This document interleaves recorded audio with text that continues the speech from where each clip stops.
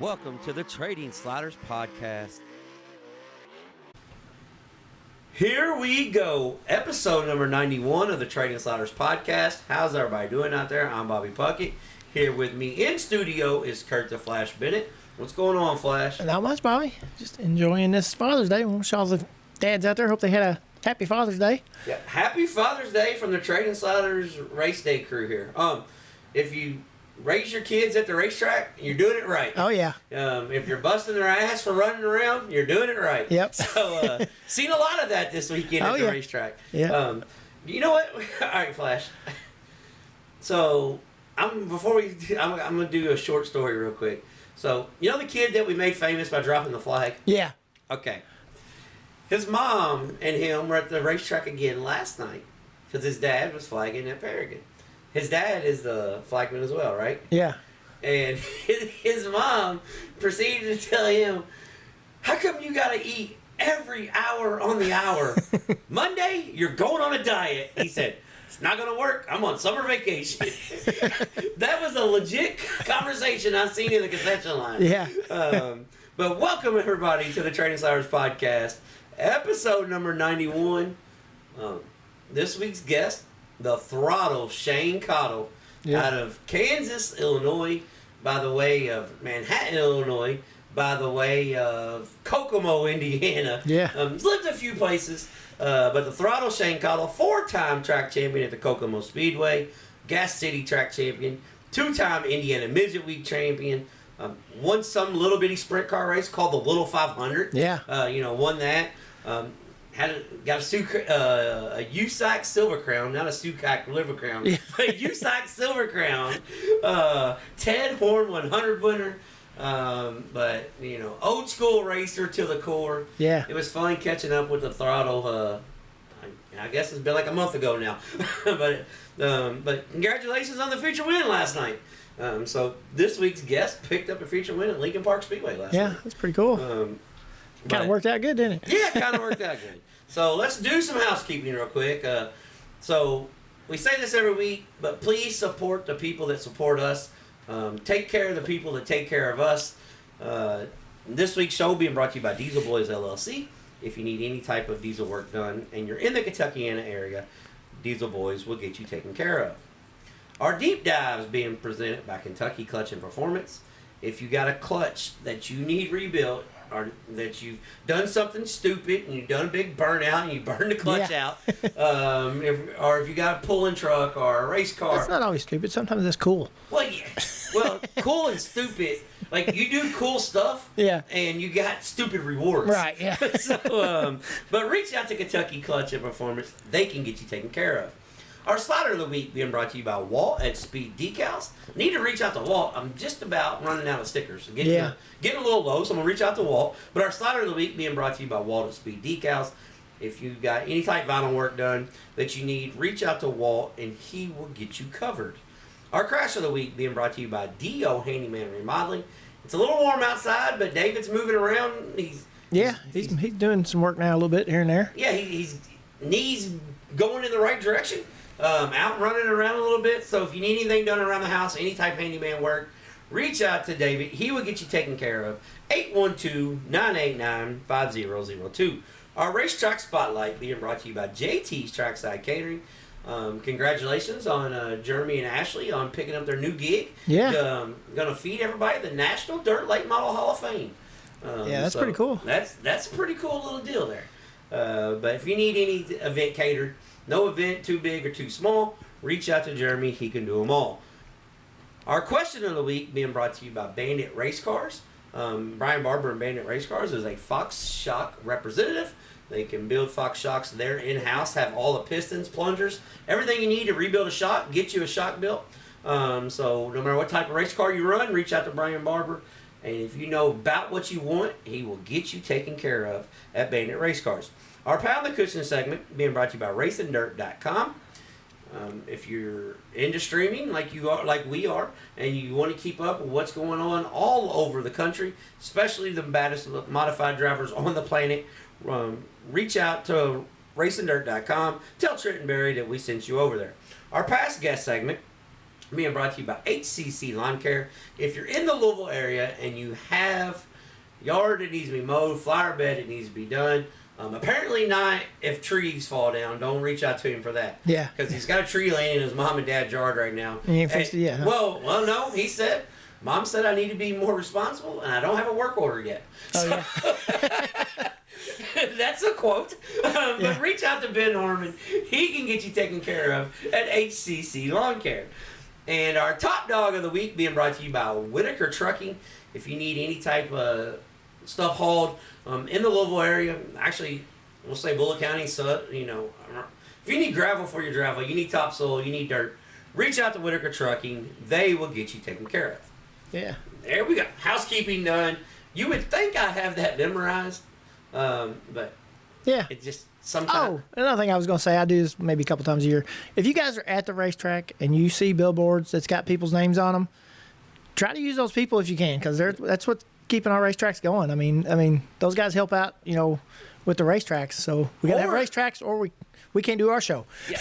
Or if you see a race car that's got a sponsor on it. Yeah, just stop in, even if you don't use them. Right. But if you're in Seymour and you've seen Seymour Lawn Care, guy on the side of the road weeding it. Hey, appreciate you sponsoring a race car. Right. Yeah. That goes a long way. Yeah.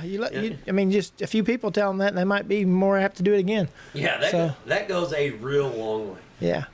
So news of the week, Flash. Ohio Sprint Speedway didn't disappoint. Ended up with 5 different winners over the 6 nights, so that was pretty cool. Yeah.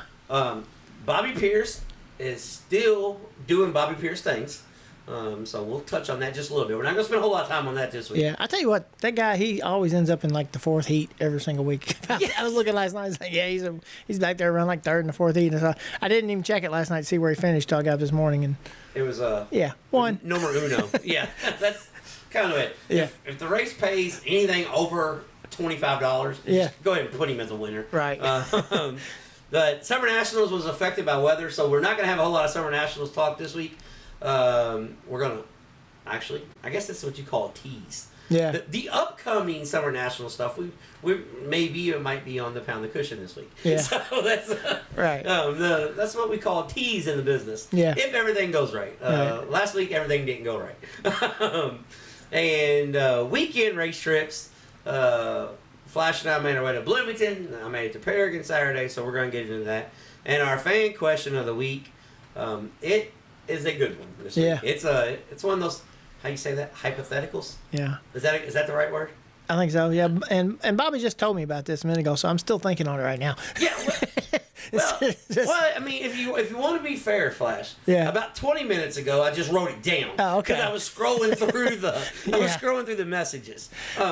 With that being said, before we get started, you can send your fan messages to us on Facebook.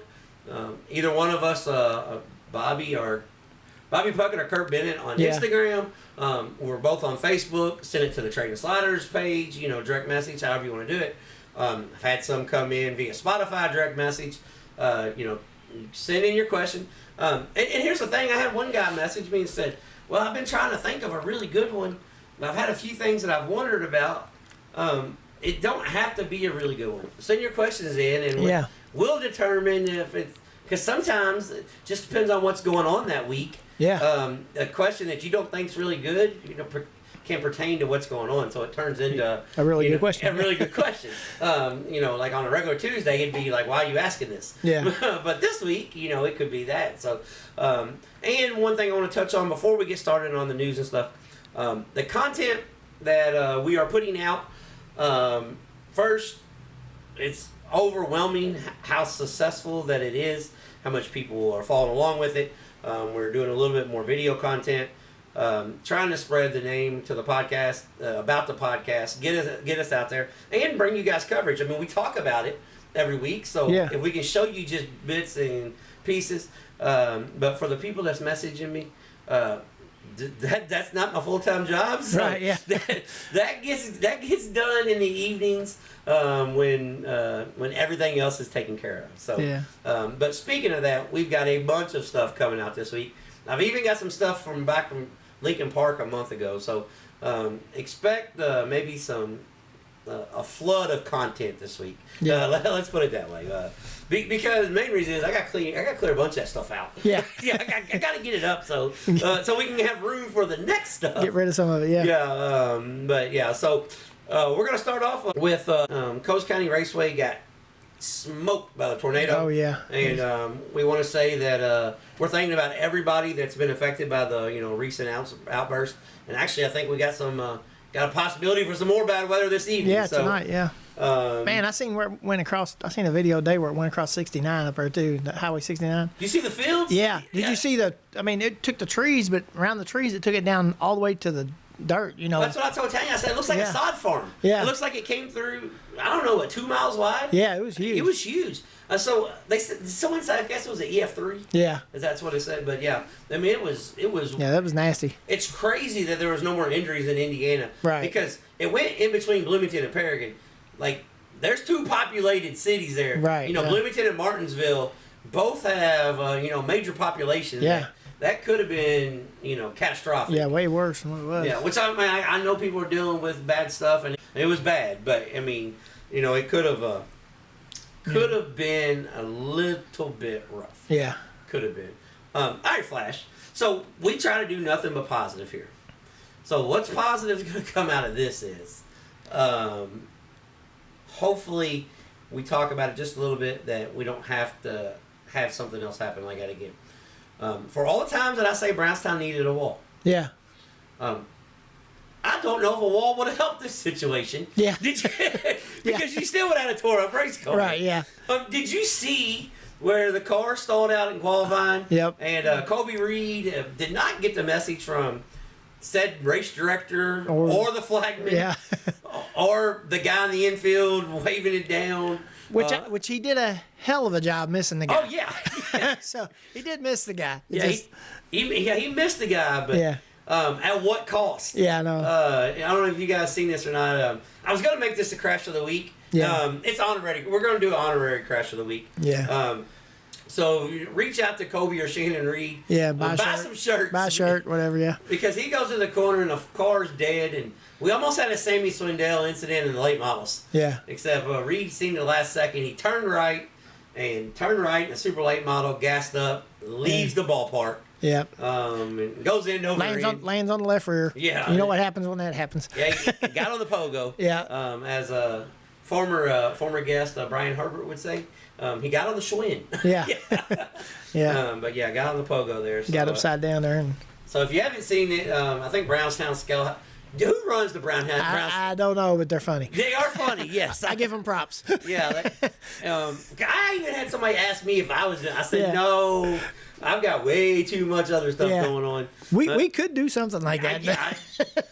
But speaking of which, so Royce told me the other day, he said, you should do stuff like the Copenhagen Bandit. I said, nah, Royce, I'm not going to do that. He goes, well, you need to. You can just make fun of everybody at the racetrack like you make fun of me all day at work. I said, well, I guess I probably could, but nah, that's not going to do that. So, but yeah, no, we could run a account like that. That's something. Yeah. I could come up with some smart. I'm gonna need a social media. Somebody to help you. Yeah, whatever that's called. Like I can say it. Like it takes me so long to type stuff up. Yeah. It's crazy. Like Tanya will be looking at me. She's like, "You haven't typed that up yet?" I'm like, "I'm trying." Yeah. The post has been out for a half hour and I'm still typing. Like I could not do the breaking news at the racetrack. Yeah. By the time I got it out, everybody would already had it shared somewhere else. Yeah. I could be the first person to know and the last person to get it typed out. Because I am not very fast at that. Right. So let's start off with our past guests real quick. This list is going to be a long one this week, but our past guests, keep up with what they're doing. Our past guest winners presented by HCC Lawn Care. Going to start off with Kyle Cummins. Picked up the win at Grandview Speedway in the Eastern Storm event. We almost had past guest on past guest crime, though. Oh, yeah. Briggs Danner drove it in deep and so did Cheap. Yep. He tried to hit him with the slider, but stayed off of him. Yeah. Jeremy Mills picked up the win at the Cusick.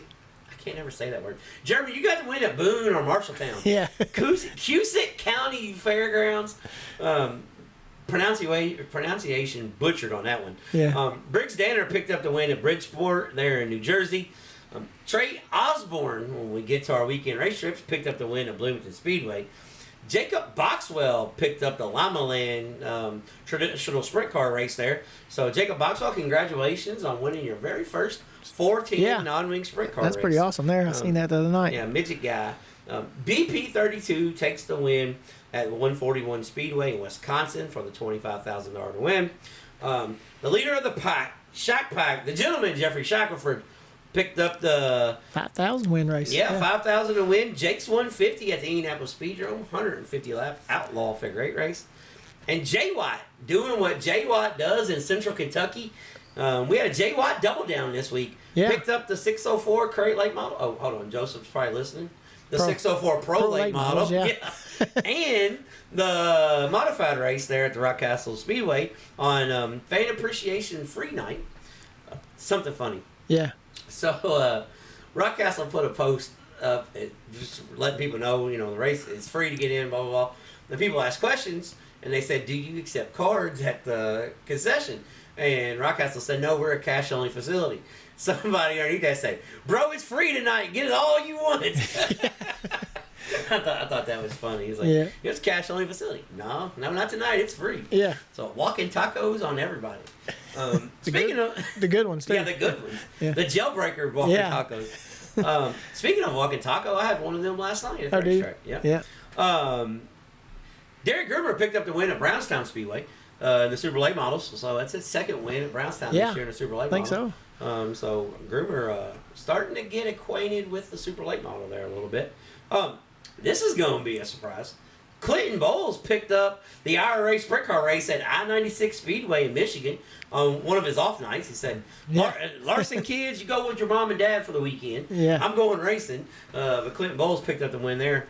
And this week's guest, the Throttle Shane Cottle, picked up the win at the Lincoln Park Speedway Saturday night in the 410 non-wing sprint cars right there at kind of becoming one of the badass little racetracks in the country. Yeah.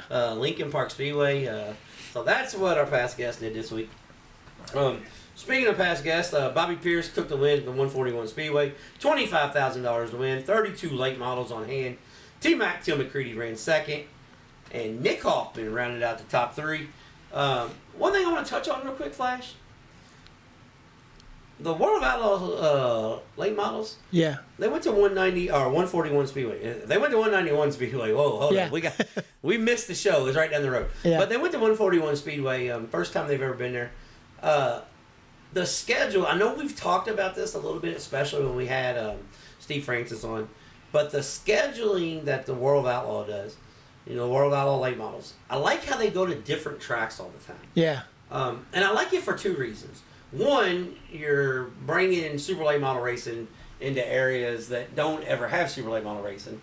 But two, it's basically may the best driver win. Yeah. Because you don't have a page full of notes. Whoever figures it out. Yeah, it's man up or nut up and go race. Right. Yeah. And I like that. I like that a lot. I think the World of Outlaw late models.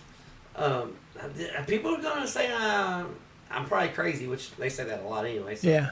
I think they've surpassed the Lucas Oil. I think so. And it's called Outlaws, but I think they kind of run like an outlaw schedule, with the tracks they run. You know what I mean? We're just gonna show up here. Yeah. Yeah, that's I like it. That's one of those things that now Lucas Oil. I think Lucas Oil's got deeper in the field, Right. But you can't knock the World of Outlaws. No.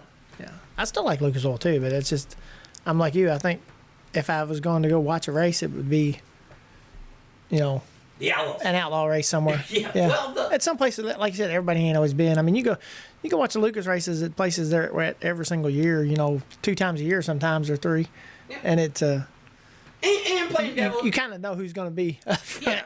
Well, playing devil's advocate on that too. Yeah. When you're running a series and like Lucas knows that, hey, these 5 tracks are going to produce fans. We're going to produce decent racing, and we're going to make money. It's a business. Oh, yeah. So, I get their motto. Yeah. But just as a fan sitting in a stand. That's what I'm saying. It's not just, I'm not making money off of it. When I go, I'm paying. Yeah. Well, okay. Hold on, Flash. I'm glad you said that because somebody asked me, said, I love your videos. You're doing your highlight videos. That's awesome. But you know, we missed the ending of the Trey Osborne race because a fan jumped up. Yeah. I said, bro, we're fans. We're fans in the stands. You're seeing it like we are. Yeah. I'm not on top of a building. And, No. There's one guy asked me, he said, where's your equipment at? It's like in my pocket. Yeah. I'm like, bro, this is my equipment right here. This $high fancy cell phone. Which I do have. I do have some other equipment that we were going to try to use this weekend. Yeah. But I got a $1,000 camera. I need to get out and try to use it and figure out how to move it over. You know what I mean? well, that's we were, You can Wi-Fi it and all kinds of stuff. I just ain't never figured out how to do all that yet. Well, I took Tanya's stuff, and she's like, "Here, take this. I don't use it." She was donating it to the show, so to speak. I'm like, I'm just now figuring out how to use my shit.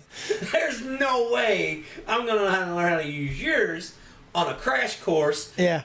3 minutes before hot laps start. Right. That's not gonna work. So maybe the Brook Speedway will get out and do some racing this weekend. Yeah. And I can work try on it. it. Yeah. But yeah, so I just want to talk about that. So the Ohio Sprint Speedway, we're not going to cover the whole week. We're just going to talk about night number 4 at the Wayne County Raceway. Our slider of the week and our crash of the week is all coming in one 40-lap A-main. Yeah. Or 35-lap, whatever. I think so, yeah.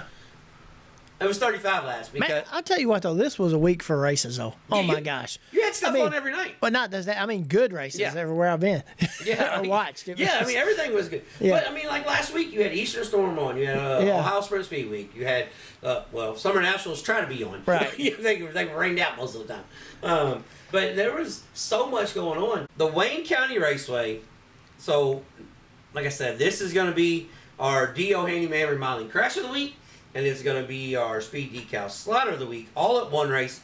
So we'll start out and lay it out. There's a lot going on, so you gotta kind of pay attention.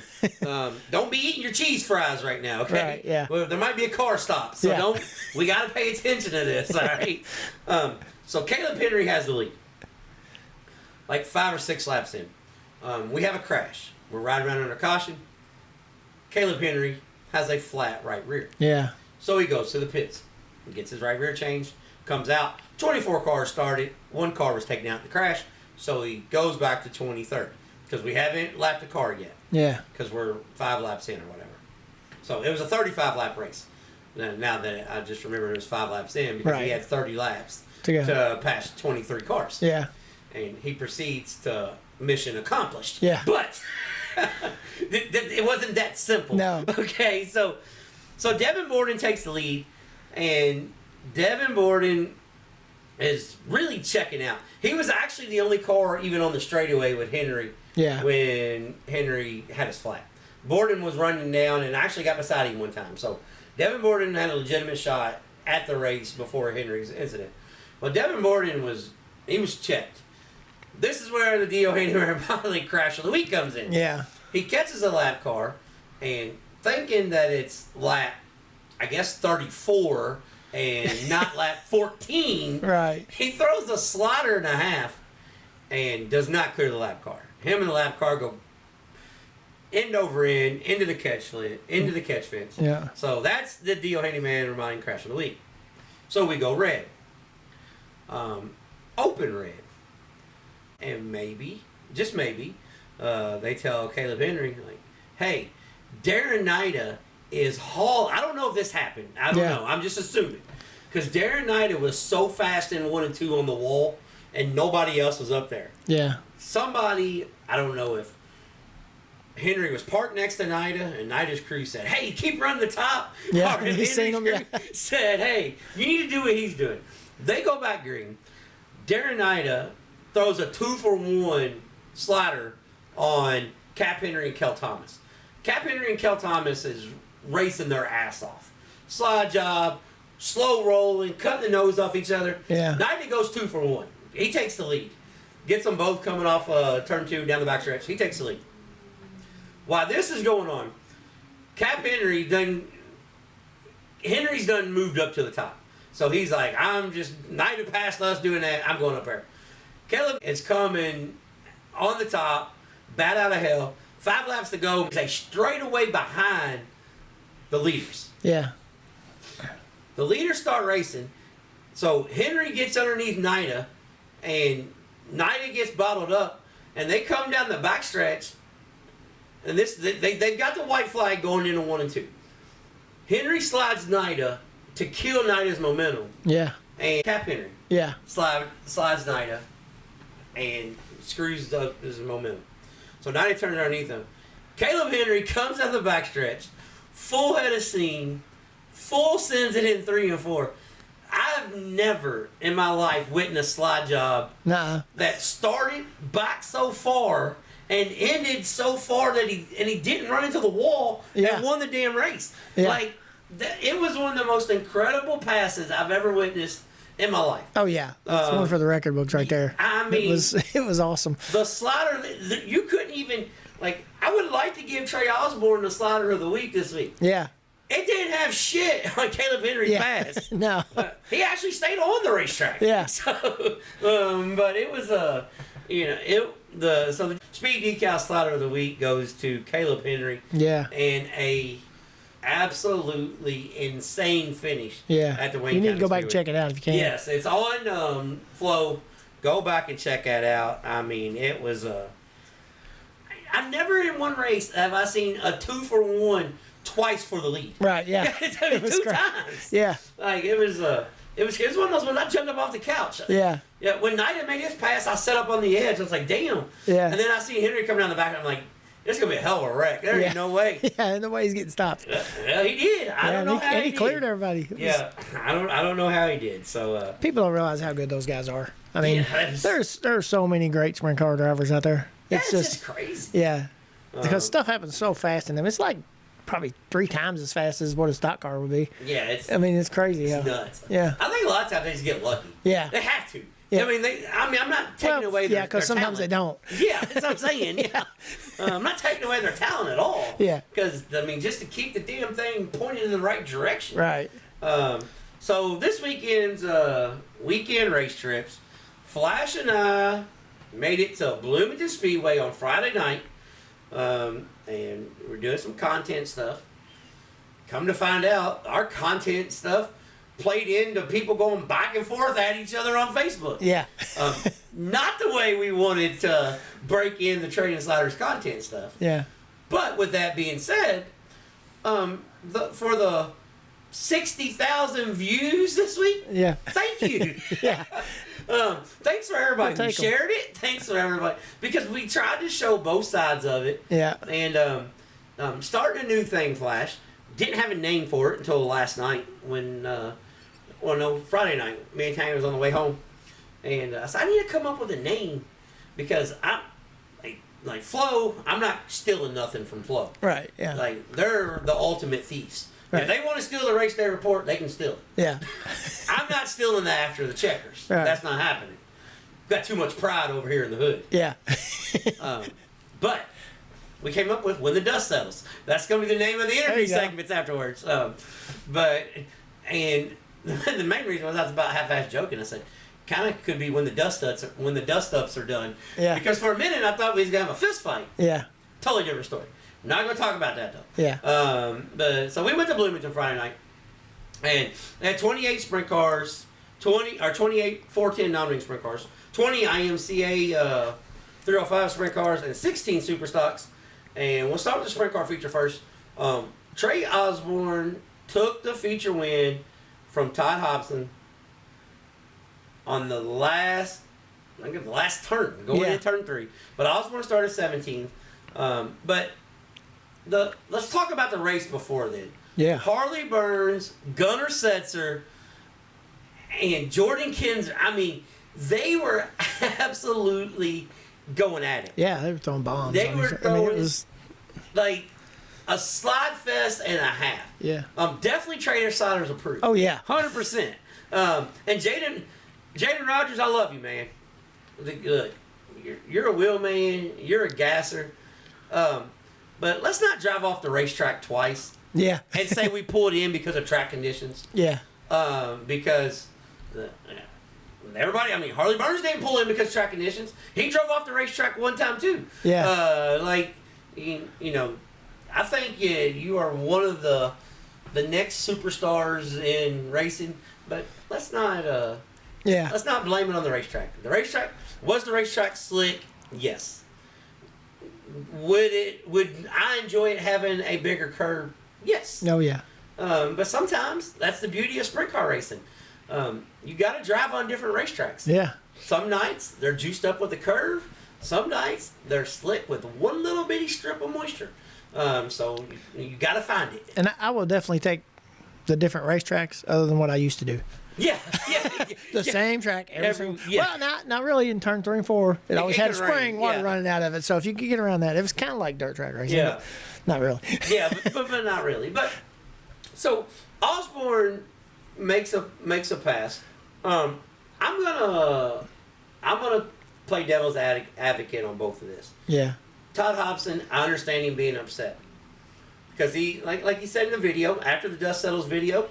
Go back and check it out on the Trading Sliders Facebook page, on the Bobby Puckett page, on the Kurt Bennett page. He shared it out. Yeah. He said he believes it was a little unsportsmanlike because he didn't use the racetrack. That's a fair assessment. I mean, that is a fair assessment. Oh, yeah. But on the other hand, Osborne caught him so quick. Oh, yeah. I mean, if he didn't make that pass, they were going to crash. Right. And here's a... And actually, I've been back and watched it 3 or 4 times, and Hobson left that up and just enough to he didn't know he was coming that fast. Yeah. I mean, for one thing, you know what I mean? It's just there's a whole lot of stuff played into that. Well, but he did keep, for the people say he put 4 in the grass, and Trey's right rear never left the racetrack. No. It never left the racetrack. And it was just for a split second. One thing I will say, with being a former racer, when I walked back in the pits to get the interviews, there was so much dew in the grass. Oh, yeah. When I walked to the car, my feet got wet walking to the car. If you put all 4s in the grass, you would have a hell of a wreck. Yeah. So the traction tire, the right rear, was still on the racetrack. Yep. But I actually had somebody come up to me and talk to me about it, and I even got a phone call about it, and they asked me, what did I think? And I said, well, I hate it for Todd, and but I love it for Trey because not often do you come from the tail to win a race. I said, but Todd had the same opportunity to run that lap the same way if he wanted to, and he chose not to. So the option was there. They do have tires down there, you know. So and Dickie Gaines made a great assessment about this. I tip my hat to Trey Osborne. But they need to fill those tires with concrete like they used to be, and that's not an option. Yeah. And that's the best way to put it. Yeah. He's like, he used everything that he had. Tip my hat to him. But in the same token, Mike Miles at the racetrack, there'd be front ends knocked off. Yeah. They went down that low. So I was like, well, yeah, I agree with that too. Yeah. But really, really good race. But in Trey's defense, if I just passed 16 cars in a no caution race, and I just caught the leader on the last lap, I'm probably trying something. I don't care. Yeah, there's been plenty of nights I left with people mad at me. Yeah, so.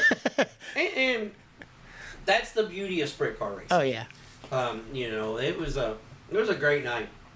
And then in the 305 sprint car race, past guest Ashton Thompson. Oh yeah. You got to feel for her. Yeah, I mean, she drove a great race, though. I mean, she drove 19 7/8 of perfect laps. Yeah, perfect. No, it was 25. Yeah. She drove 24 7/8 laps. Perfect. The last 8th, not so perfect. Yeah. And we got an interview with her and highlights. So people, we're gonna talk about this race real quick. It will be out maybe this evening or Monday, or it's coming out soon. Okay. Yeah. But she did everything right. She was married to the bottom. Cole Parker, hats off to Cole for going to the top and just absolutely pounding the top. And not giving up on it when he got past 2 or 3 times. Yeah, I mean, pounding the top. Just going up there and doing the damn thing. And then when he caught her, he went around her, and then a caution came out. Yeah. And then they do double file restarts. Well, and I kind of like this rule. Joseph, if you're listening, we might want to think about emphasizing this and Save a Lot American All-Stars presented by PPM with 900 other sponsors. I mean, we may want to think about adding this rule. If we have 4 double file restarts, and they're nay. Yeah. Yeah, that's the last one. Yep, you go back to single file. Go back to single file. I'm all for double file restarts almost all the time. You know, usually you don't have that many, but I think 4 is fair. Yeah, I think that's the fair number. Yeah. I mean, so the Huntley Hoosier 305 Sprint Series, I like that rule. Yeah. If hypothetically we ever ran a series, that rule would probably be something I added to my series. Right. So as they're coming off turn 4, Ashton took the lead. Parker's blasting the top. They get the white flag. They go 1 and 2.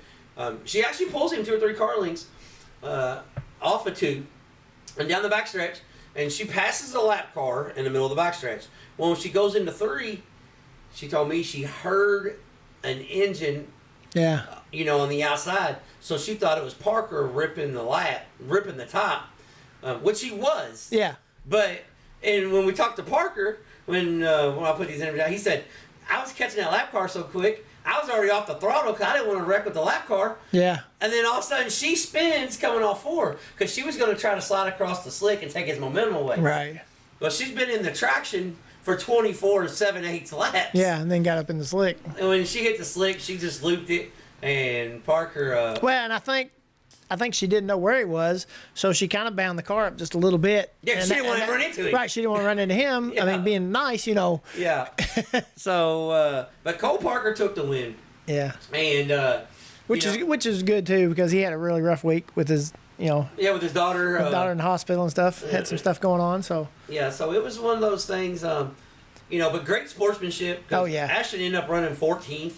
Yeah. Because she never crossed the line. She spun out backwards at the line. Yeah. She almost stroker raced it. Yep. Almost came in backwards, but didn't happen. But yeah, so it was cool. She got up there and she come up there and congratulated and everything. So. And what's really cool is you'll see in the interview when I post it up.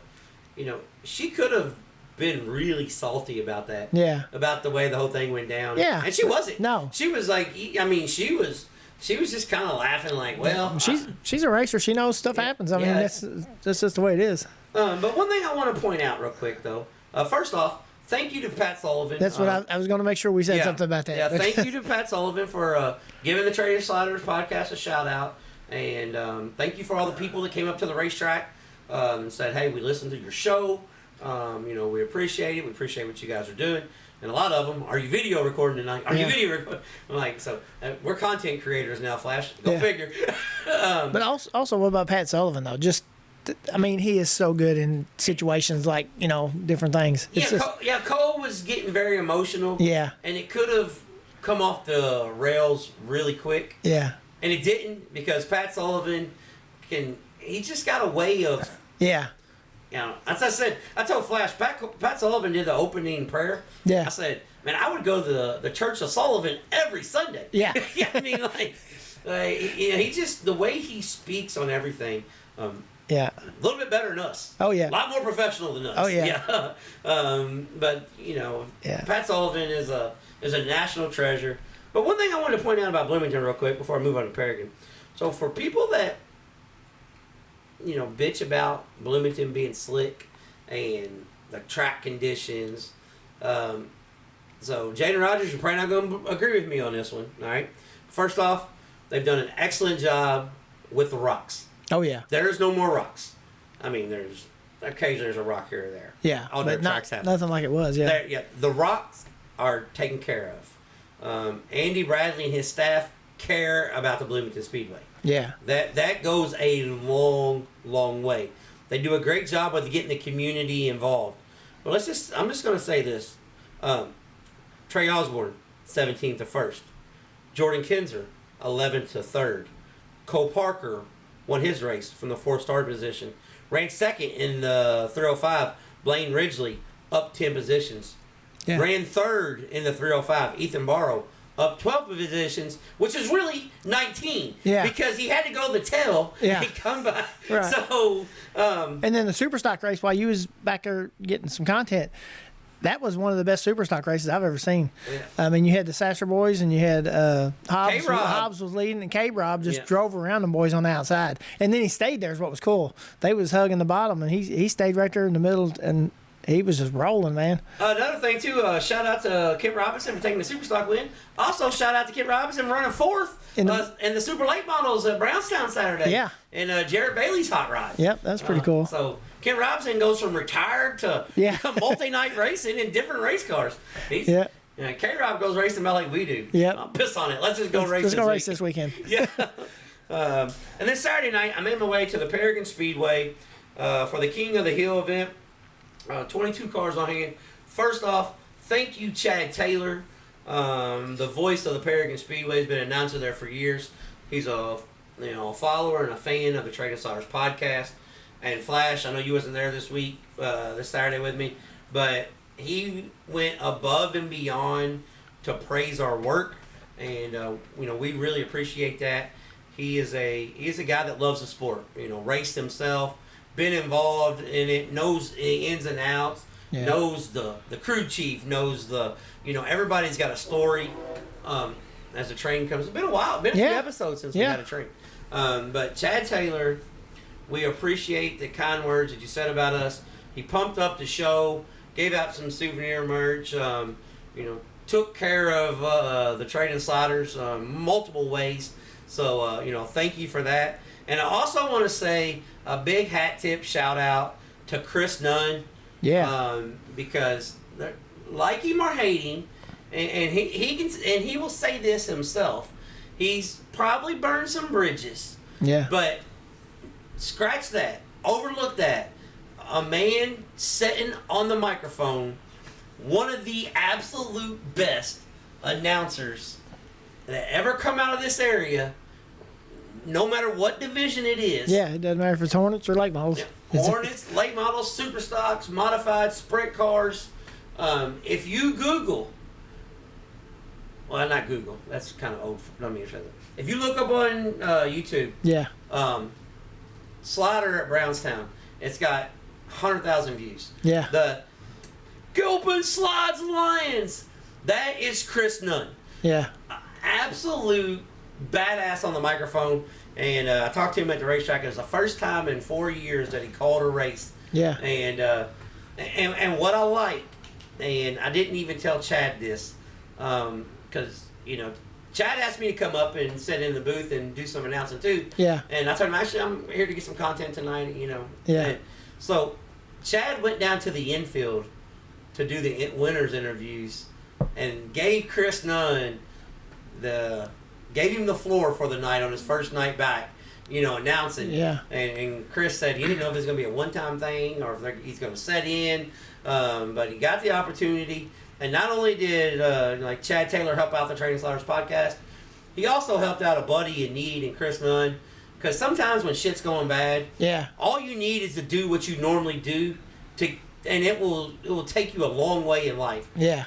So just from outside looking in, Chad didn't have to do that. Yeah. But he gave Chris Nunn the reins and said, "Here it is, big boy. Call it." And he did an excellent job. So, that's pretty cool. So hats off to Chris Nunn, hearing back on the mic. Big fan of his. I'll be honest.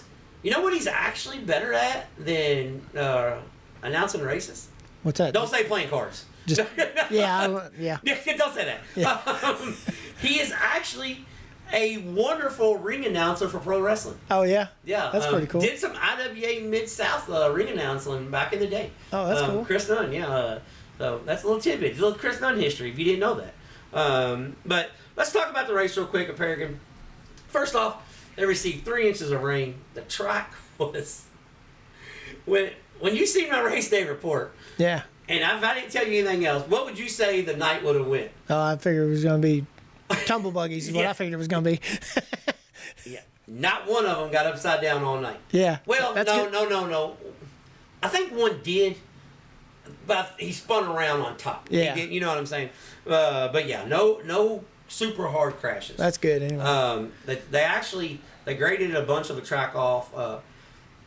The program ran a little long for what they had, But in the same token, they had to do what they had to do because the racetrack, received so much moisture. Yeah. And one thing I will say about the crew, as Victory Lane Celebration is done, I'm getting some content. I'm doing some content. Some of our, when the dust settles, happens to be in the race trailers. Some of them happen to be in the pits. And, hold on, Flash. I made it down to Media Row. One of them happened to be in the winner's circle. Oh, that's cool. Yeah, so that's gonna be coming out. I got press passes in the infield. Yeah. What the hell? Not really. I just, when the race is over, I walk down the infield. Yeah. Just act like I own the damn place, But but seriously though, as soon as the checker flag fell, they were already where the pond is down there. Yeah. So they were cutting trenches in to keep the water. They're working on turns 3 where the hole is. That's because there's the water that runs underneath the racetrack. Right. So as soon as the race is over, they got the Bobcat and the grader out, just working on the bottom of turn 3, bringing the dirt back up, getting it ironed back in. So what I will say about Paragon Speedway, they've done an excellent job in sprucing the place up. It's clean, the facility's nice. Yeah. But they're doing a hell of a job working on the racetrack. I mean, they're doing the best they can. Yeah. Do you hit home runs every night? No. No, you don't. Sometimes, sometimes shit just happens. But we're going to talk about the event real quick. Jordan Kinzer took the win over David Gasper. They started on the front row. Gasper started on the pole. They traded the lead back and forth. I think Gasper had the lead for about 4 or 5 laps. And then Kinzer got around him, and there was a few cautions. But I will say one thing. David Gasper is an absolute throttle dumper. Yeah. Out of Santa Barbara, California. He goes down to old Hangtown. He thinks every racetrack in the country is like Tulare and Placerville. I told him, I said, man, I think tonight, because when I got there, I seen the same thing you seen. Yeah. I said, boy, you're gonna love it tonight. Yeah. And after the races, he said, I loved one turn. Yeah, just not the other one. Not the other one. You don't like the slick just yet. But it was a really good race. One thing I will say, they did the King of the Hill, so they qualified, single car qualifying. Yeah. I'm a sucker for that. Yeah. As much as I say, let's pill draw. If we're running sprint cars or late models, give me single car qualifying. I'm sure Kobe Reed thinks right now, give me single car qualifying. Yeah. He wants single car qualifying. But we had single car qualifying. The top 6 is locked into the King of the Hill. You don't got to run your heat races. 7th on back runs heat races to set up, where they from start. 7th on back. So the 5th and 6th place cars go out and race. Then it trickles down. The winner stays on the track. Each segment you win, $250 cash.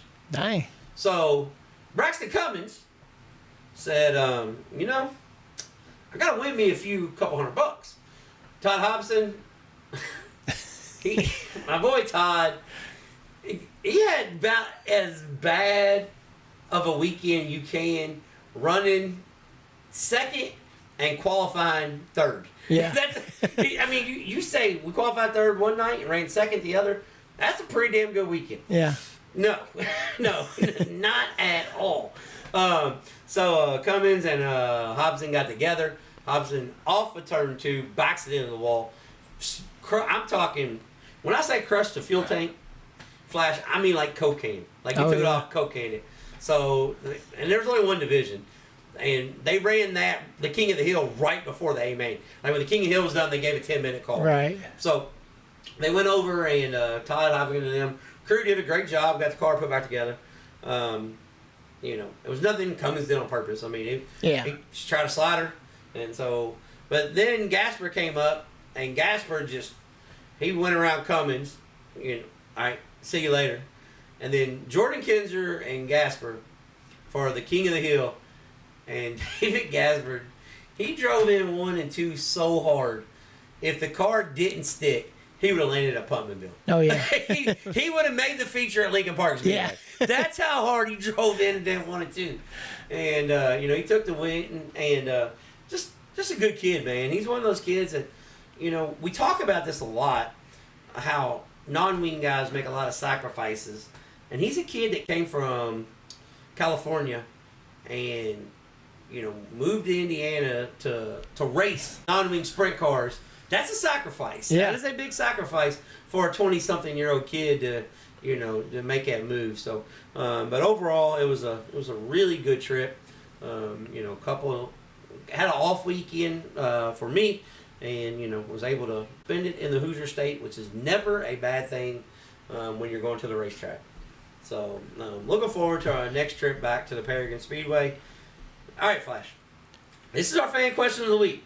So I gave you a heads up because you say I never give you a heads up on this. Yeah. So I gave you the same amount of heads up as I had. So here we go. Brent from North Vernon, Indiana. First off, Brent, if you know anybody in your area and they have an extra couple $1 million and want to pay for an overpriced racetrack, we could use Twin Cities back up and running. Yeah. But I'm just saying, Brent, no pressure. Yeah. But find somebody in the Jennings County area that wants to buy Twin Cities Raceway. Yeah. But loves the show, loves the insights. So he's got a hypothetical question for us. I said, Brent, you listen to the show and you use that word because you know I'd screw it up. Yeah. But if you could, I'm asking you this first, Flash. If you could take one late model driver, dirt late model driver, and put them in a sprint car to race sprint cars for the season, who would it be, and vice versa? Yeah. So a sprint car driver to late model. So I'm going to start with you first. Who is your dirt late model driver that you're going to take and put in a sprint car? Wing, non-wing, whatever you think. First thing is not really fair because he already runs sprints. It's going to be Ricky Thornton Jr. in a sprint car, a real sprint car. You know what I mean? Yeah. And then the late model guy or the sprint car guy going late model, I like to see Robert Blue. Yeah, that's a good answer. Because he'd be blasting on the top side. Yeah, that's a good answer. I'm trying to look for those guys that's going to run up top. You know what I mean? But I don't want nobody running the bottom. I mean, I could say Trey Osborne late model, but that just wouldn't be fun. Yeah. No, he's going to run. Actually, Trey would do wonderful down in Alabama. Yeah, on the slick track. Yeah, he'd be good. Yeah, he'd be really good. All right, so my late model driver that I would like to see in a sprint car is Hudson O'Neal. Yeah. And the reason why I say this is because Hudson O'Neal has almost too much car control. Yeah. And I'd like to see him.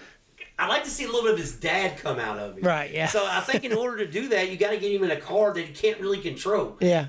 Because Don O'Neal is all over the place. Yeah. So I would love to see Hudson O'Neal in a non-wing sprint car at Bloomington Speedway, just smacking. I mean, just absolutely smacking the curb. Yeah. And my sprint car racer that I want to see in a late model, and now I'm going to be real specific. I want to see him on the World of Outlaw Tour. I want to see Ricky Lewis in a late model because like Ricky Lewis doesn't give two shits about his competitors. Yeah. And late model racing needs more of that. Yeah. They need guys that will absolutely throw bombs, throw haymakers, poke the bear. Yeah. Ricky Lewis said the other night he was heading to Pennsylvania. He said, I'm sitting here and watching the races on the couch. Hell, I can't handle it no more. Boys, I hope you got extra parts. Yeah. Ricky Lewis is headed to Pennsylvania. Yeah. I said, man, how in the hell do you not like this guy? Yeah.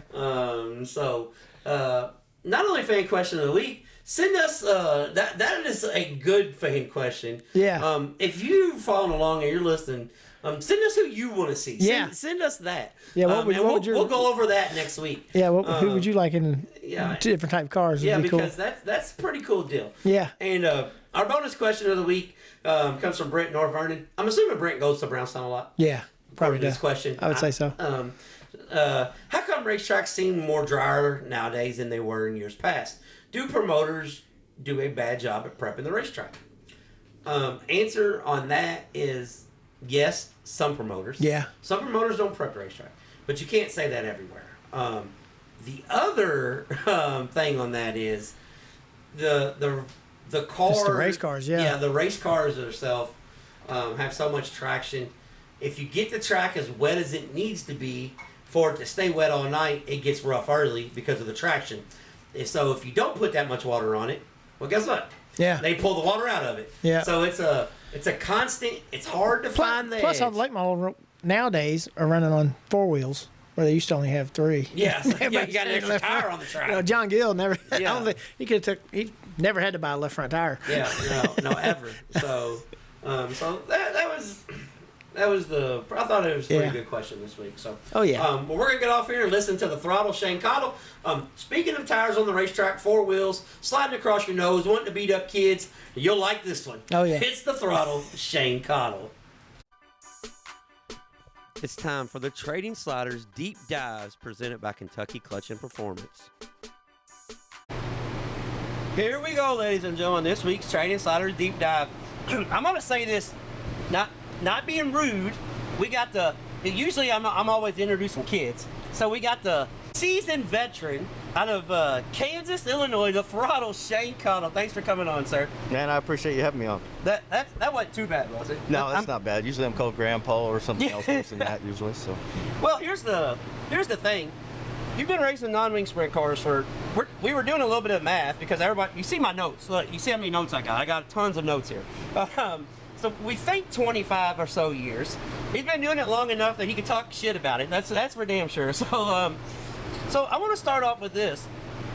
The way sprint car racing has changed over the years, because you are a guy that is real respectful racing. You're not really I'm gonna slide across your nose, break your momentum. You're more of I'm gonna pass you the way I can. If it's top, that's fine. Prefer to be around the bottom. So right off the bat, why are you still doing this with the way sprint car racing changed? Because I can see you, like being myself, like I'm just ready to kill somebody every night. Like I'm gonna kill that guy. So how are you still having fun? Definitely not having as much fun as I used to now, but I still love the race. Racing has changed a bunch with the younger generation that comes up, and you know they race it totally different than we grew up racing. You know, back whenever Stan Bro and Jerry Coons and you know, all of us raced together, we had a lot of respect for each other. But now these kids coming up, they sit at home and play their little iRacing games, and they think it's the same thing. You can just push reset and start over, which it irritates the shit out of me, I'll tell you that. Yeah. But it's definitely changed a bunch. Well, and not to pile on that, and because this is we do all positive. We try not to do negative. But most of them have got a dad writing a check where they can't hit reset. They're not paying for their shit. They're not, and you know, Derek Hagar told me one time that sprint car racing has evolved so much where it's so safe that it's unsafe now because the kids don't realize they can get hurt. Yeah, definitely. I mean, it's a lot of them haven't busted their ass yet. But once they do, you know, they'll understand that, hey, you can get hurt this stupid game, but it's just part of it, I guess, and it's our society now, I guess. So it's just part of it. So okay, all right, enough of the negative shit. Let's go positive. You know, you've raced in the Midwest. I call this the sprint car capital of the world, and I have people that all the time message the show and tell me I don't know what I'm talking about. But I was a Thunder kid. I grew up and we had this on every week, and then we went to these racetracks every week. You cut your teeth on these bull rings. There's not any type of racetracks out there that's like the Indiana bull rings, is there? No, definitely not. It's definitely one of a kind places, you know, the competition's just good as you can get. But like you go to California, there's some good drivers who come from California, especially wing rakers who come from California. They're top notch, but you know, I'm not saying that there's not good racers from California. Yeah. But it's just different than here because we get to race more than they do. So it just helps us out. And here's the thing. I've said this a couple times too before. We've kind of adopted the California kids because once they move out here and race 60, 80 nights and they live in Indiana, they're no longer California kids. That just is what it is. Yeah, the California kids, when they come out here and get to racing, then you're like, oh shit, these boys are pretty damn good. Yeah, they're damn good. Yeah.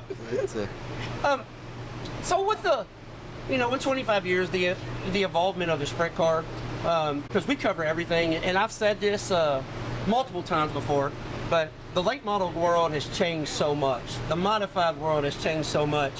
Non-wing sprint car racing, I mean, the shocks have changed, the tires have changed, but it's basically the same car. Yep. So do you think because the progression of the sport isn't what everybody else has, but I don't think that's for a negative. I think that's for a positive. I think we need to cut the rest of that stuff back too. Then the racing will be just as exciting. Yeah, definitely. The shocks in sprint car racing is what biggest thing that's changed, made everything a lot faster, and I mean you can just adjust yourself in with your shocks, and it's just it helps a bunch whenever you can do that. But yeah, sprint cars, I mean the chassis are still the same basically, from same heights and measurements and this, that, and the other, but like late models, they change daily. It's crazy, yeah. Yeah, I heard them say last night on the TV that they was changing axle strengths to fine tune stuff. Yeah, so you're like, that's nuts. Yeah, like the only time we pull anything off the rear of our shit if it's bent. Yeah, definitely. That's it. So you've chased USAC before. You've done the national stuff. You even did a little. Did you run the little 500 one year? I won the little 500. Yeah, that's what I'm saying. 2008. Yeah, 2008. You won the little 500. So you've done every type of sprint car racing. And I've said, I've been on record for saying this. It hurts my soul that USAC isn't the number. Like when people think of sprint car racing, they think of World of Outlaws and they think of High Limit now. It hurts me inside because non-wing sprint car racing is the most exciting racing. But we dropped the ball somewhere. We were the first ones on TV, had the longest TV deal, and then now we're paying the less. So I don't know. Yeah. I don't know what happened there. Yeah, that's a good question. If you find out, you let me know. There's definitely went to shit in the handbasket, that's for sure. But you won the little 500. You've chased USAC stuff. You've done Silver Crown. You've done midget. First off, how the hell you even fit in a midget? Yeah, you're a pretty good sized boy. It's a tight fit, that's for sure. That's why I don't race them anymore. Yeah. But it's still fun. Yeah. So, but you've done it all in the sport, and then here we are at Lincoln Park Speedway on a Saturday night, and just a few weeks ago they had 60 cars check in. I don't know, I haven't looked lately, but I say by walking down the road here, we're over 30. So non-wing sprint car racing is healthy here in Indiana still. Yeah, definitely, it's healthy for sure. But they got two different divisions tonight. I mean, they got a steel block division and the 410 division, but it's we'll all race together, I believe. I'm not sure. That's how it's been going on, but. Then they'll have two separate winners from the steel block to the 410. But yeah, there's plenty of race cars here, that's for sure. Yeah. Okay. So this is the question that I don't want to ask it like this, but because my wife told me every time you have somebody on, you ask them how much longer they're going to be doing this. I'm like, well, I mean, if they've been doing it for damn near 30 years, that's a legitimate question. So how much longer are we going to do this? Because you're in good shape. I mean, it's not like you're washed up or anything. You take me right now. I got way more weight on you than. No, I'm actually slowing down. I'm picking and choosing what I want to do. I'm staying at home a lot more. Used to I wanted to race 3 nights a week or more, and I don't want to do that anymore. I just once a week or twice a week, that's fine. But if you miss a week here and there, and like to go fishing, my wife likes to go boating, so that's what we've been doing. So we're not gonna. So what you're saying is we're not gonna see you sprint week. Are you gonna do sprint week? Because everybody got to do sprint week. Select race. Yeah. We'll do a select few of them. Okay, so I'm just gonna guess off the top of my head. I'm gonna say he's gonna be at Circle City, he's gonna be at Pumpkinville, and he might be at the finale of Kokomo. But we're not gonna see you at Paragon. Probably not. We actually got a family trip scheduled to go to the Ozarks, so we're. Half of that we're going to be in Lake of the Ozarks for drinking beer, sitting on a boat. So, well, that's almost like sprint week, basically. there's a lot of beers that needs to be drunk. One thing that I will say though, you are a very fierce competitor, and over the years, I remember at Kokomo one night. I want to say it was Cole Wigg, but I can't remember. But he gave you a right rear, put you up in the catch fence. And I remember you coming down the front stretch, and I think Cole was, I don't know, but I remember you coming down the front stretch, and Jack Slash got you on video. Jack Slash, our boy Sean Buckley, caught you. And I remember you walking off, and it was something along the lines of like, I don't care if he's 15, he needs to learn he can't do that. Man, that's a long time ago. Yeah. I don't remember what I did yesterday, but no, yeah, Cole was a good racer. We had a lot of good races, me and him together, and it was fun. I kind of miss racing with him right now. Yeah, well, yeah, because one thing I will say about Cole, he got up on the wheel, but he wasn't a slide across your nose too bad. And a lot of you've seen the progression of this. You've seen when Brady Bacon was a kid and started. You've seen when Brian Clausen was a kid and started, and same way with Larson and all these guys. When you're racing with these kids, do you ever just pull in one night and just shake your head like, oh, that was the best I could do, and they're going to go on to bigger and better things? Or do you just is the competitor stealing you? Is like, screw that little kid, I'm going to get him next week? Yeah. That's my competitor still in, because just sitting there talking about it pisses me off. Yeah. And I get irritated, but yeah, I mean, it's just like half of them you can't pass them without them running into you. Yeah. Like if you pass them, they're gonna hit you somewhere along the line, and it's just so maddening. See, so if somebody gets their ass whooped tonight, I'm sorry, guys. I try to do this as positive as possible. Yeah, so he's getting me fired up. Yeah, so the throttle's he's gonna throttle somebody tonight. I'm sorry. Like, all right, I'm gonna look through the field. Zach Pretorius, I'm sorry, okay? no, all jokes aside, Zach's okay. Clean. Zach races clean. He's a good racer. No, Zach's a good kid, really. Yeah. He's kind of got an old school vibe to him a little bit. Yes. Yeah, he's kind of got a late '90s, early 2000 vibe to him. But he's running really well. I mean, he doesn't have to wreck somebody to pass him, so it's good. So I don't have a problem with Zach at all. Yeah, let's see. All right, well, that's one. So 33 others, y'all got a shot. Y'all got a shot to get whooped tonight. All right. I'm getting old, though, but I can still handle myself. What is that? Say don't want to fight. He just will. Yeah. It's like me. I'm not really. I'm past that stage. I've got scars on my face. I don't want to do that shit, but I'm capable. That's the problem. Huh? So one question I want to ask, setup wise though. A few years ago, Hoosier made a change in the tire. And I don't know if we got more synthetic in it, less synthetic, but in the last 4 years, to me, just as a fan, man, I would like to say I'm a little bit smarter than the average fan. Some people tell me I'm full of shit. They listen every week, but to me, it looks like the right rear, and it sounds crazy because when it rubbers up, all tires go to junk. But to me, it looks like when they change the right rear tire, you cannot make as much speed through the crumbs anymore. Nope. Am I wrong on that, or is that just?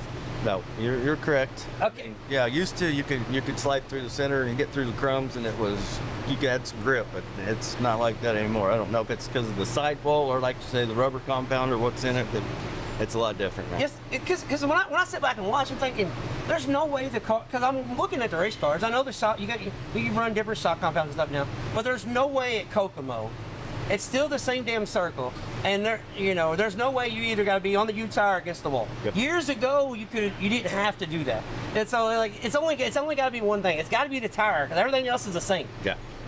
Yeah, it's like Stambro and Clausen. They used to run through the middle all the time, and I mean they just go past me while I was running the bottom. Yeah, you're like, what the hell? Hold on a second.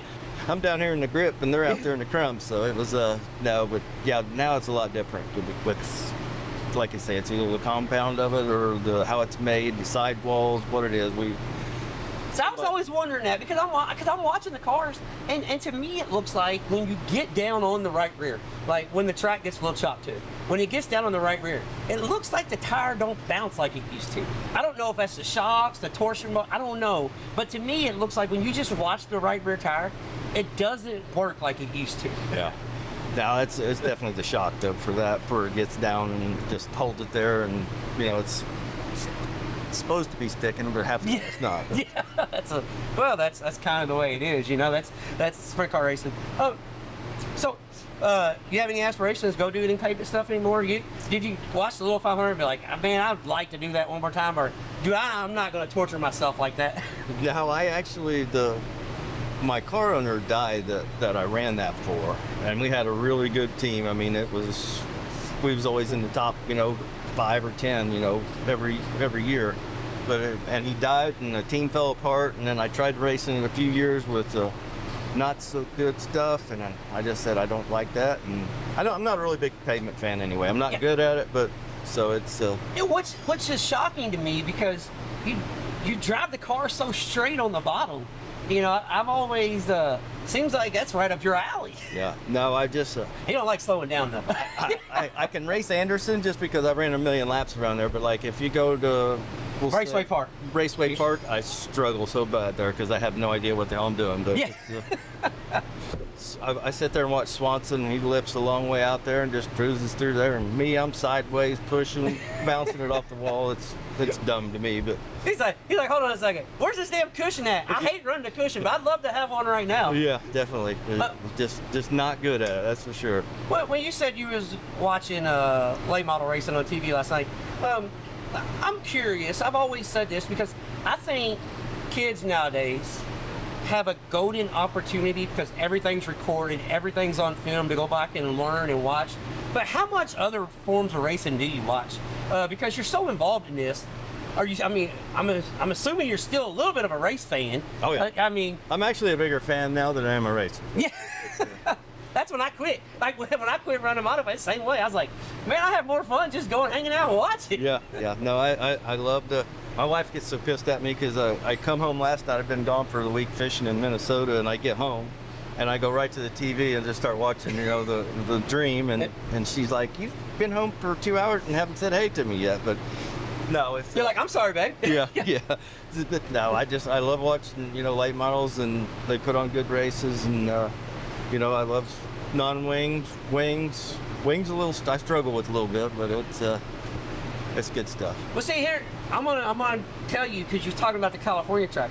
If you watch Placerville and Tulare with the wing, it's just like a non-wing race. They got to back it in, and it's all rough. So if the track is really rough, wing sprint car racing is okay. Yeah. I'll say that. Yeah, this is true. I have seen some good wing races on TV here lately, though. It's fun. Did you catch the USAC race last night at Yep. Red? Yep. That looked like that was right up your alley. How come? Oh, you said you was on a vacation, but that would have been right up your alley there. Slick, and everybody wanted to run the top, and you could run the diamond like that. Yeah. That had Throttle written all over it. Yeah, that place looks fun, but I've only ran a late model there, but I've never ran a sprint car there. Well, that's one of those places I've said before that I've walked in it and said this is going to be great, and for 20 years it was terrible, and I never went back. Yeah. And then I went back last year to a Midwest Thunder race, and I was like, holy hell, whoever's got it now has got it figured out. That place race is awesome. Yeah, it definitely hammered down last night, that's for sure. So I'm not going to keep you too much longer because I know you got to get stuff ready. But we have some hidden gems here, as I talked about. And one of them that you kind of excel at is one of these places that I tell everybody in the country, like, hey, you have to check this place out. How fortunate are we to have Circle City Racing? Yeah. I mean, that place is bad. And the pits is nice. I mean, the facility's nice, but just the racetrack itself, it's one of those places that I'm just like, man, where was this when I was a kid? Yeah, no, I really enjoy Circle City. I mean, it's fun. I mean, it's not just stupid fast, and you got to have your hair on fire to race it with these little bastards. But no, you little pricks like running the top out hard. Yeah, they keep screwing with the infield tires to make it a little harder for me. No, I do like Circle City. It's a fun racetrack, definitely. It's one of those places that it reminds me, and people tell me I'm crazy, but how it gets dirty, it reminds me of Hopstyle. Yeah. People are like, no, it's not the same. I'm like, it's more like Plumptonville. I'm like, no, it's not. It don't race like Plumpton. It's probably about the same size, but it races like Hopstyle. It don't really have any grip, and then you back it up to the cushion. Hopstyle knocks the cushion down. If Hopstyle didn't knock the cushion down one night, they would race exactly the same. Yeah. No. I better be quiet on Hopstad. I love the people at Hopstad, but I absolutely hate that. Oh, I know. I know. But Tommy and him are great. Yeah, and the race, definitely. And I'll be honest, I'm all right. I'm gonna be quiet too. I'm gonna be quiet too. Just Hopstad's near and dear to my heart. I just wish they ran every Sunday night. Yeah. Because our Kokomo, somebody like when I was growing up, he said he don't want to run 3 nights a week. I announced for 2 series now, and when I got an off weekend like this weekend, it sure would be nice to get 3 of them in. Yeah, definitely. It's a story. So who else makes this possible? I mean, you better make sure you say your wife, since you didn't even mention hi to her when you got in from your trip. Yeah. But who else makes this possible? Helps get you up and down the road, and guys, he's going to be at every Sprint Week race. Okay. So just go get your merchandise. Right, definitely. No, actually, I just picked up, whenever I was in Minnesota fishing, we stayed at a place called the Thunderbird Lodge, and it's on Rainy Lake, and they actually want to sponsor it. He actually helps Aaron Pierce and with his stuff, so that the guy that owns it is named Joey Marchand, but he helped us out. He's going to give us sponsorship and help us with the lodging and stuff there. So got to thank Thunderbird Lodge, my wife Michelle. She puts up with my garbage, and then you got Jeff Olson, the owner, and Ed. Shit, can't think of his last name. Ed's fine. Yeah, he's good. So here I am. I always get people in trouble because I tell you it's going to be a bullshit session, then I go and be serious on it. Yeah, he got serious on it. It made me start thinking about stuff. No, Ed Hassler, he's the wrench man on it, and he does good. So he makes the car fun to drive, that's for sure. So, all right, he's entering the golden years of sprint car racing, but he's still in good shape. And I'm speaking on a fan's point. I hope the Throttle's around for 10 more years, because somebody needs to show these kids what not to do. And there's only a few of them left that has enough balls to even say what not to do. So, but we appreciate you coming on out of. Hold on a second. Where the hell is even Kansas, Illinois at? Yeah. Like, what is it even about? It is north of Marshall, Illinois, about 15 miles. Okay.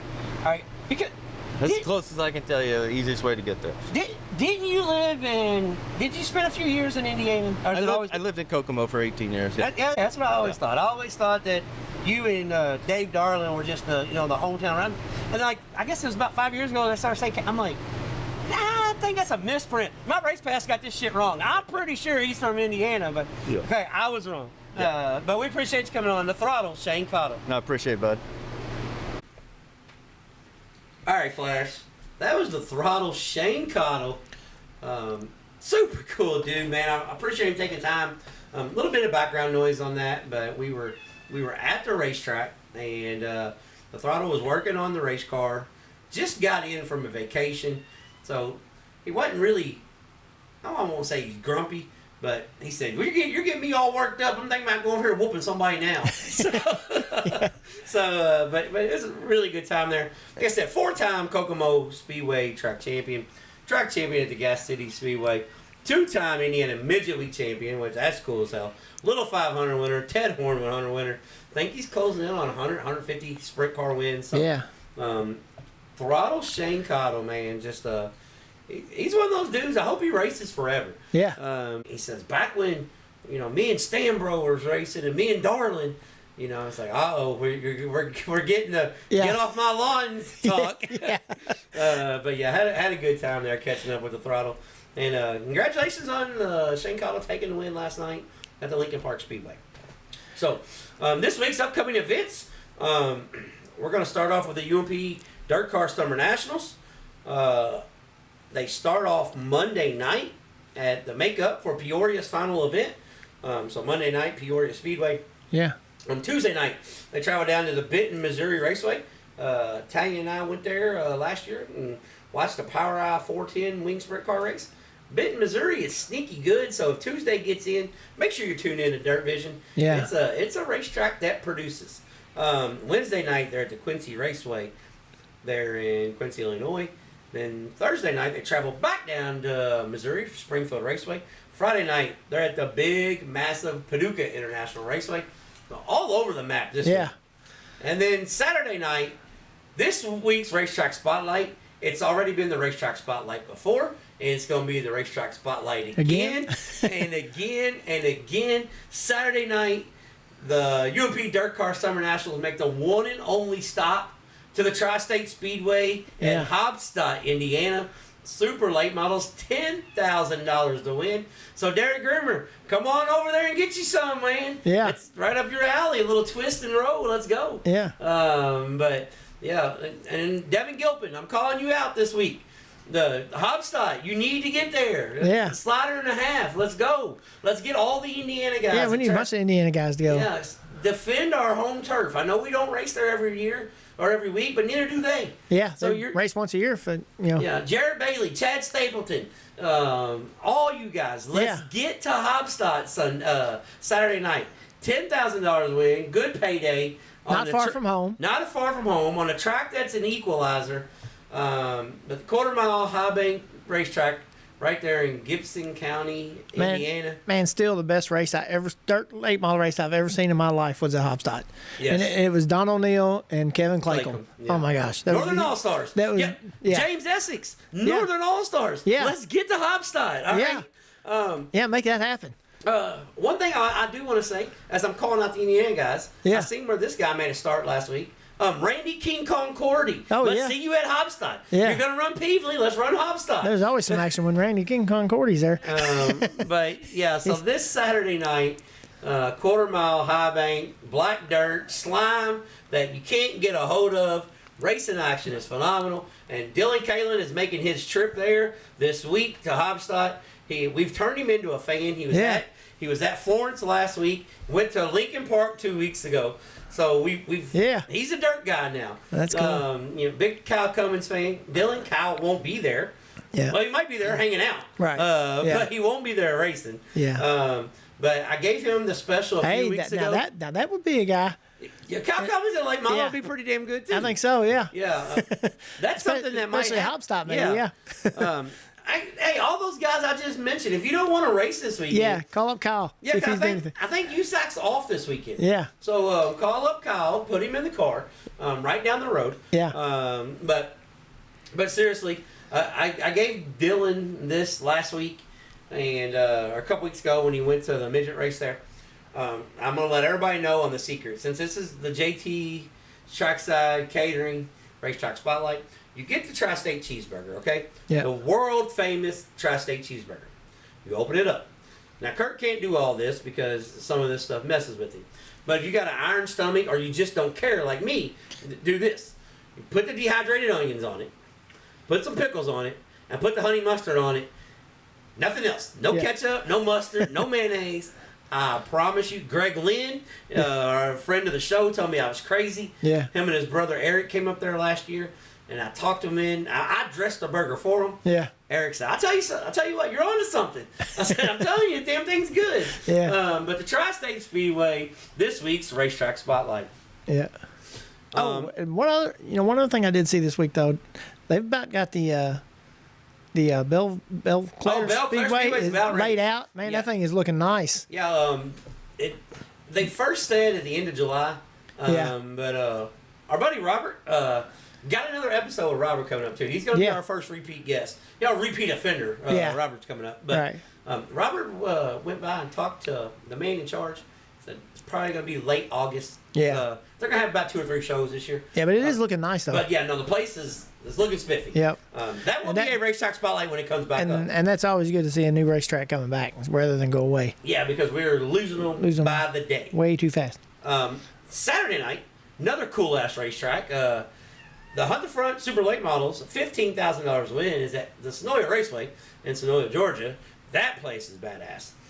Friday and Saturday, where I will be this weekend, the Save a Lot American All-Stars, presented by PPM, by American Racer, by the 900 sponsors that Joe's got. Yeah.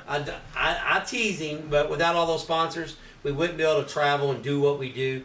So, I'm really thankful for that. But this weekend, Friday night, we're at Kentucky's Baddest Bull Ring, Ponderosa Speedway, $7,500 to win, $400 to start. And then Saturday night, Lake Cumberland Speedway, $7,500 to win, $400 to start. We got guys coming from Virginia, West Virginia, East Tennessee. The best out of East Tennessee are coming. Yeah. Kentucky, Indiana, Ohio. There's drivers coming from all over the country expecting a huge car count. Possible $15,000 to win if you win both features. Man. That's pretty good for pro late model racing. So looking forward to that this weekend. Lucas Oil will be at Lernerville this weekend, Friday and Saturday. Friday's $5,000 win preliminaries. People say, what? Lucas Oil race $5,000 win? Well, it's because Saturday they're only paying $50,000. Yeah. $50,000. And then Friday, Bloomington Speedway has the Hoosier Huntley 305s and the 410 non-wing sprint cars again. And then Thursday night, the All-Star Pavement Midgets are at the Lucas Oil Raceway Park. Oh, that will be badass. Yeah. Midgets back at Raceway Park. Saturday, Paragon Speedway is running. And then Saturday, I had to double check this. I thought my race pass was wrong. So I had to do some homework. But Saturday, not Friday, the Midwest Thunder 410 sprint cars All right, Circle City Raceway Oh yeah. for Indy's best sprints. So Saturday night, Circle City Raceway, the Midwest Thunder Sprint cars are there. So that's Yeah. That's what's Plenty going to on. do. Yeah. There's plenty going on. There's almost every race. The fair races are going on. I think the TQ midgets are at Tony Stewart Speedway this week. Yeah. And I think they're at Rushville on the weekend. I probably should have done a better job looking that up. But, Yeah. just off the top of my head, there's tons of stuff going on. So Oh yeah. get out, support a racetrack, and we say this each and every week. Word of mouth is the best form of advertisement. So please tell somebody about us. If you like us, tell everybody about us. Right. If you don't like us, think of the really asshole friend you got that loves dirt racing, because he will get us. Tell him about us. Yeah. But yeah, so. But yeah, and too, man. I mean, I know everybody loves to watch stuff on streaming when it's warm outside or whatever, and you can just sit at home in your place. But man, these racetracks need you at their racetrack. You can go back on Flow and watch that stuff when you get home that night. Yeah, well, that's the thing. If you got a racetrack close to you, go to the racetrack. They need people in the seats. Well, that's the thing. There was so much racing this weekend, and the reason why we didn't cover the Houston High Bank Nationals or the Skagit Dirt Cup, Yeah. I didn't see it. I was at the racetrack. Right. We're gonna watch it this week, and if it's something we need to cover next week, we'll cover it. Yeah. but yeah, that's get to the racetrack, and I'll be honest, I'm becoming that grumpy old guy. Yeah. I'm becoming that dude who I've always said, like, how can somebody be so focused on one sport? Like, Yeah. I love late models. I love sprint cars. Like, I enjoy all of it. But like Friday at Bloomington, I'm leaving the racetrack and I'm thinking, how can people not want to come see this in person? Like, I don't understand. I'm telling you, Bloomington was on point the other night. There was not a bad race all night. I mean, everything was great. And then it's like last night I'm leaving Paragon and I'm thinking, because Paragon, there was no, let's be honest, there was not, the car count was down, the crowd was down. They tried a really cool event. The event was cool as hell. Right. King of the Hill. I mean, they were going to pay $1,000 when it be main. Yeah. But it was, they didn't have enough cars for a B main. So, like, when I'm leaving, I say, how do people, if you like sprint car racing and you're in the state of Indiana, obviously you do. Why would you not want to watch them go really fast down these long straightaways? Yeah. And it's the same way with like late model racing. Every time I roll up in Tazewell, I'm just thinking, if you were anywhere close to this place, why would you not be there every night? Yeah. Tazewell, Bulls Gap, like, how do you not show up to these places? Yeah. And the promoters are doing a great job. And I get, financially that it's it could be tough. I get that. Yeah. But in the same token, how do you, I put out video highlights. That's cool. To show what's going on, to bring people wanting to come to the racetrack. But but I'm not watching. I'm not staying home waiting for that. That's what I'm saying. Even with the highlights, you don't see what actually goes on. No. I mean, there's no way you could catch everything that happens. At the racetrack. It's crazy. It's it's just like you videoing the kid the other night with the flags. I mean, just there's so much other stuff you see there besides just the race cars. It's just it's unreal. I mean, I don't understand. And in the same token, I can also say I don't understand, and I get you only know what you know. Yeah. But I don't understand people that I'm not telling you not to support a racetrack, but if you go somewhere and you leave upset week after week, they don't do this right. They don't do this right. Well, how come you don't just go somewhere else? Yeah. you go check out something else. Yeah. Because you might like it better. And if you go to 3 or 4 of them and you still don't like everything they're doing, then it's probably you. Maybe it's you. Yeah. Yeah. Because you're not going to make everybody happy. But tell somebody about us. Content coming out this week. Gonna have some sprint car stuff out this week. Might even have a little bit of late model content this week. Because I was going through my phone, and it seemed like a good week to put up some content from J Watt. Yeah. Since he just won the double down. Yeah. And I didn't realize that I recorded enough content to do a small documentary on J Watt. Oh yeah. So we might have some J Watt content up too this week. That'd be cool. But until next time, we'll be trading sliders.